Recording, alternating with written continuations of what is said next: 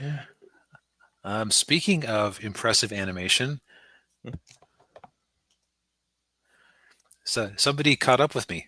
Yes, I did. Yeah, I watched The Day the Earth Blew Up, which is now on HBO Max.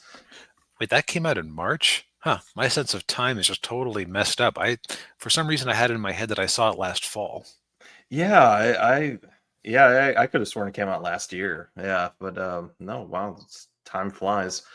Um, but yeah, yeah. So I decided to take this movie in because I've been meaning to watch it, and after DB's review of it, I'm like, oh, okay, well, I'll definitely need to give it a try. And yeah, it's a fun Looney Tunes based cartoon, especially I always like the pairing with Daffy Duck and Porky Pig, because they're able to play off each other really well.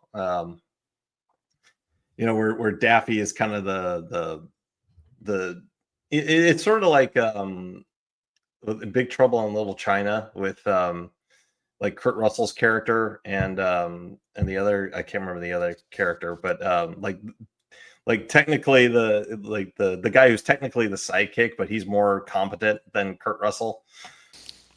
Yeah, It's you kind of have the same thing here with Daffy and Porky, where like Daffy's supposed to be like the hero or the main guy, and that but Porky's more competent with stuff than Daffy.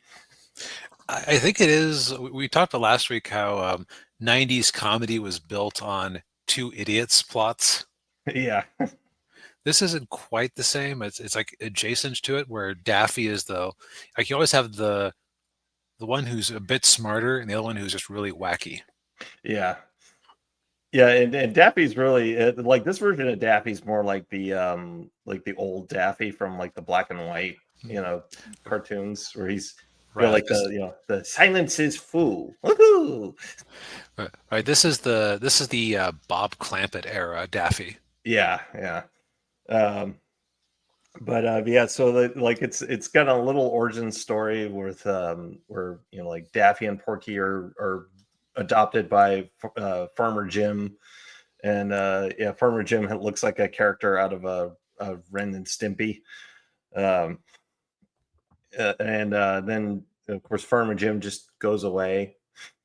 Uh, and so Daffy and Porky have to, maintain their house, but then a alien spaceship crashes into their roof, and they have there's this goo that takes people over, and they put it in the chewing gum and turns them all into mindless zombies. And of course, you have the whole plot line where like Daffy and Porky go to work at the gum factory, because they need to get money to fix their roof. Um, and then that's when Porky meets what was her name? Uh, What was her name? Petunia. Petunia sounds right, but we'll find out. Um, but yeah, it's basically Porky's love interest. And she's a scientist who makes all the like she's trying to create the perfect chewing gum flavor. Yeah, Petunia Pig. No, so this is kind of encouraging. The movie was still kind of a big bomb and went under the radar, but its Yeah, total box office was 15.1 million on a budget of 15 million, which means it lost money, but it didn't lose like a catastrophic amount of money for whatever or for whoever picked it up. So yeah. It was Catch Up Entertainment. right, like they bought the distribution rights. Yeah, And and then it I ended up back on Max. So I don't know if they had a pre-existing contract or if Ketchup sold it to them to try to recoup some of their investment. yeah, I don't know. Yeah, there must have been some deal in there somewhere. I think they did. I think Warner Brothers did something similar for them with Coyote versus Acme, because I've been hearing rumors that they're getting ready to release that. It'll be so interesting if Tom from Midnight's Edge's insiders are right that the movie was just kind of flawed and that's why they put it aside. Yeah, yeah. Um, but yeah, but this movie, it's a really funny movie. I like the parodies that they did. I mean, it's like Invasion of the Body Snatchers. John Carpenter's The Thing, and then they did like Night of the Living Dead, and then capped it off with Armageddon in the climax. Um, but Yeah, this is a wild movie. it is, yeah, and but all the while, you do have the kind of the relationship dynamic and conflict between like Daffy and Porky, where they like Porky thinks Daffy's always screwing everything up, which let's be honest, he usually does.